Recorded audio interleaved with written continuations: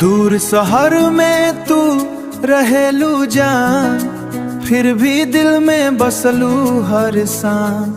मोबाइलवा पे बात जब होला, दिलवा हमर खुश हो जाला। रात भर फोटो तोहार निहारी, याद में तोहरे आँख भरी यार।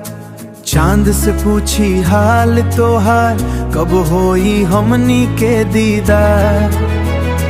दूर रह के भी प्यार बा, दिलवा तोहरे इंतजार बा।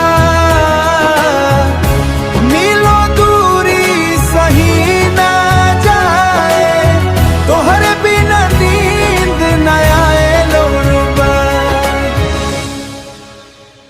वीडियो कॉल पे हंसी तोहार, लागे जैसे मिल गइल संसार। धीरे धीरे बात बढ़ेला, दिलवा रोज तोहरा खोजेला। बरखा में जब याद तू आवे, भींजल मनवा रोवे गावे। तू कहेलू जल्दी आइब हो, एही आस पे जिया तानी हो। सिम कार्ड में नंबर तोहार सबसे खास लागे ए यार।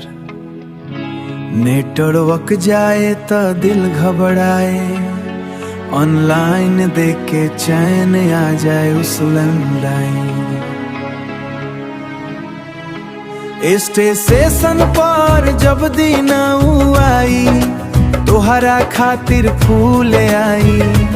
और दौड़ी के बाहों में समा जइबू, सगरी दूरी भूल जइबू।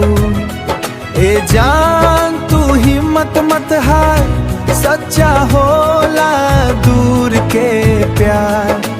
रब से बसी दुआ करेली, जल्दी तोहरा पास अइली। दूर रह के भी प्यार